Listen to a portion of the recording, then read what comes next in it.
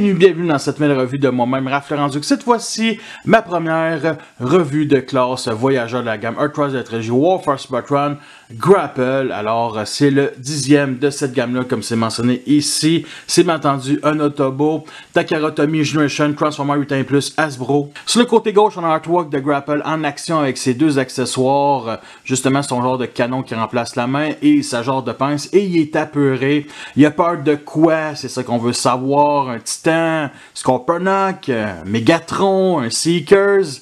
Bref, on saura jamais la réponse, malheureusement. Moi, je pense que ce serait les coups de Devastator. Justement, il y a pour ça qu'il y a la pince ici, là, pour mieux les pincer, on va dire ça de même.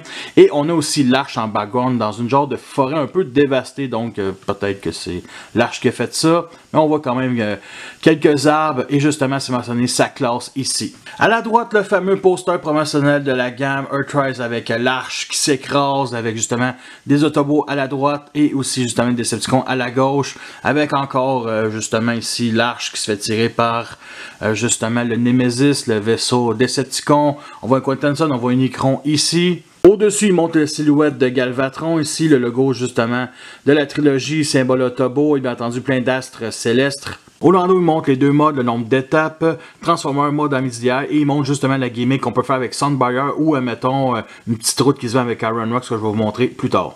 Comme les Deluxe que j'ai présentés sur ma chaîne, il nous donne justement un fond ici qu'on peut venir découper avec justement une partie de la map, on va dire, de la galaxie de Transformers de cette trilogie-là.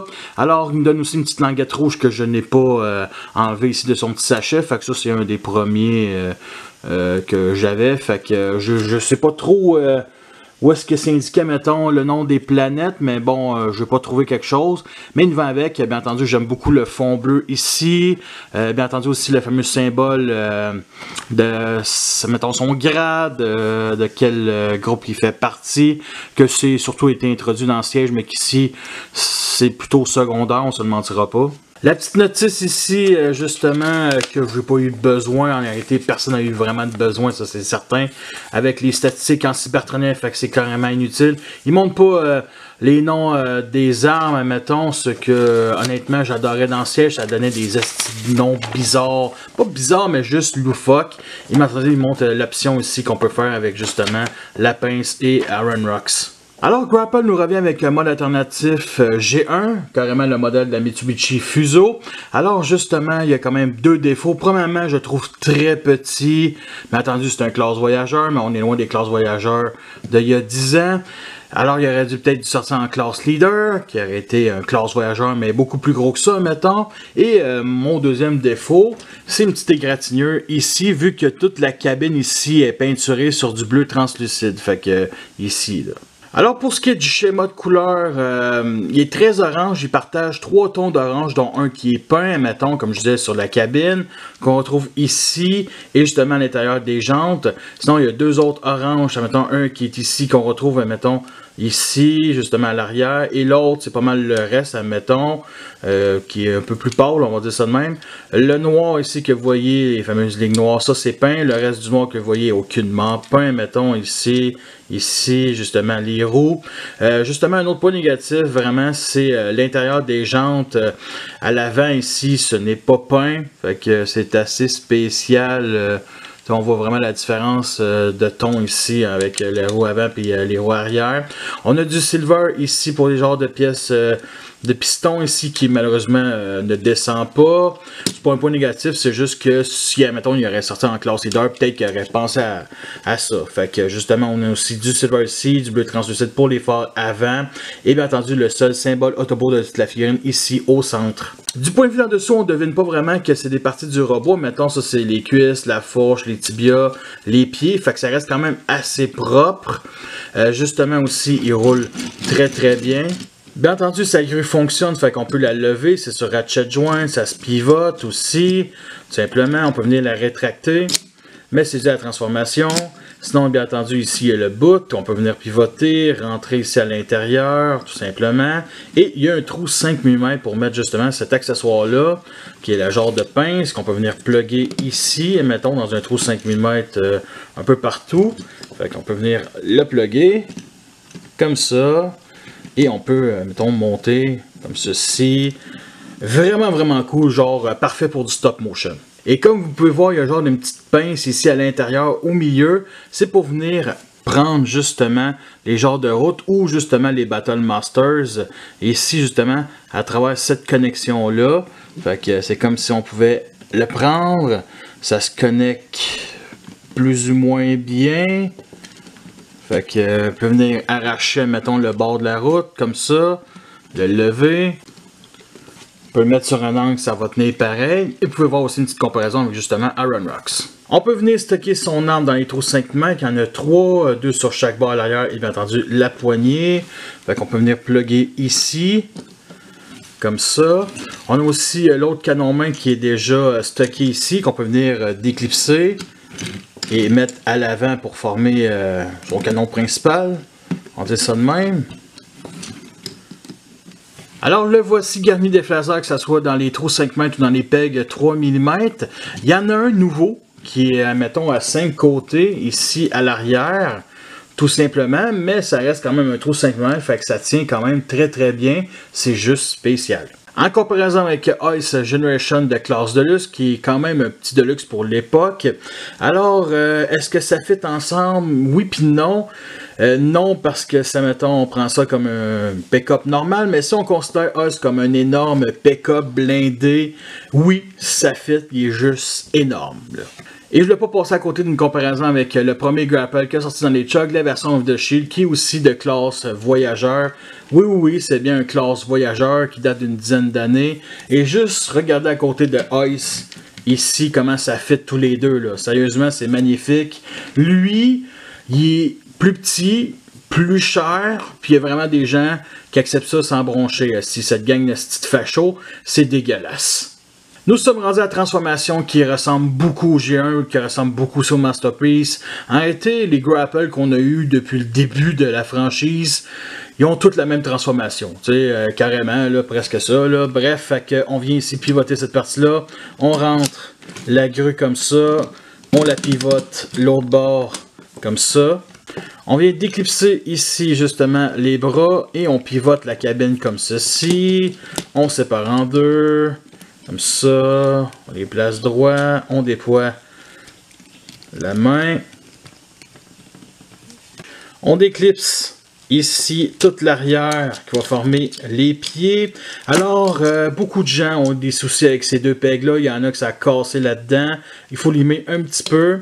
Sinon, on vient placer les pieds comme ceci. Fait qu'on met ça vers l'arrière. À l'arrière, on a une énorme queue ici qui pendouille, fait qu'on vient ici la mettre comme ça. Fait qu'il reste 3 panneaux ici. On sort tout de suite déjà la tête, la pivoter tout simplement. Fait que le premier panneau, on vient mettre ça. Deuxième comme ceci. Et le troisième, on vient clipser avec ce peg-là dans ce trou-là, comme ça. Et la dernière étape, c'est de clipser ici sur chaque bord, tout simplement. Et le voici en mode robot et il est magnifique, on se le mentira pas. C'est vraiment un mini masterpiece. Il est très sconacuré comme on voit dans le show animé, ça c'est certain. Alors, bien entendu, il y a les défauts comme d'habitude, des parties creuses un peu partout à l'intérieur, justement des membres comme ici, il y aurait dû avoir un panneau tout simplement. L'intérieur des jambes, c'est classique depuis quelques années, c'est pour ça que j'en parle très peu, mais il faut quand même en parler. Par contre, il y a un énorme défaut qui me tape un peu ses nerfs, c'est sa tête. Je n'aime vraiment pas sa tête. Je préfère une tête noire. Bien entendu, dans le show animé, tu as les deux. Mettons, la tête noire, c'est carrément une erreur. J'adorais la tête noire du Reveal de Shield, ça c'est certain. Mais je dirais vraiment que autour des optiques bleues, c'est rouge, pourtant c'est bien du orange. C'est comme si à l'intérieur c'était vide. Je sais pas comment l'expliquer, mais j'aime vraiment pas le résultat. Bien entendu, le reste du visage avec les couleurs silver, ça passe assez bien. La forme du casque est correcte, c'est juste que je pense que j'aurais vraiment aimé mieux ça noir, le casque, tout simplement. Pour l'articulation de la tête est sur un pivot, on voit même le trou ici à l'arrière. Alors bien entendu l'épaule on peut le lever comme ça se pivote. Pivot ici justement en dessous de l'épaule. Plus que 90 degrés pour le coude et la main vers l'intérieur, mais c'est dû à la transformation. Et aussi vers l'extérieur comme ceci. Pivot à la fourche, pour les jambes vers l'avant, sur le côté comme ça, vers l'arrière, ça pogne pas dans le backpack. Pivot ici à la cuisse, pour les genoux vers l'avant un petit peu, et bien entendu vers l'arrière 90 degrés. Fait que vers l'intérieur pour les pieds, on peut venir déclipser ça et mettre ça sur cet angle-là aussi. Petit close-up sur son flingue, alors on a ici des pegs 3 mm pour mettre des effets laser, oui il y en a un ici, pourquoi pas. Chargeur, bien entendu des trous ici, j'aime beaucoup ce flingue-là. Pas trop squelettique, admettons, pas trop de trous, il y en a bien entendu, mais ça passe assez bien. Et bien entendu aussi des pegs 5 mm pour mettre justement, mettons, dans la main, ici comme ça. Fait super bien. Et on peut venir le stocker ici dans le dos. Comme ça. Bien entendu, on peut le déployer comme ceci. Admettons, s'il y a les mains pleines. Fait que c'est génial. Si vous trouvez qu'il manque d'armes, on peut venir rentrer ici justement les mains pour avoir des trous 5 mm pour mettre des effets laser, fait qu'il peut éteindre un feu ou tout simplement le rallumer. On peut aussi enlever son petit canon et le plugger ici pour faire G1 simplement. Fait que j'adore le fait aussi qu'il nous donne ces deux accessoires là. Tu sais, je trouve ça cher, je trouve ça très petit pour un voyageur, mais au moins il nous donne des accessoires avec. Surtout ça c'est assez compréhensible vu que ça fait partie du personnage depuis G1. Mais ça ici, la pince là, wow! Sérieusement là. Et le voici garni d'effets laser, il y en a beaucoup. Alors, il y en a aussi à l'arrière. Quand même assez énormément. Et je voulais dire aussi que les deux flammes ici que vous voyez sont sur des trous 5 mm.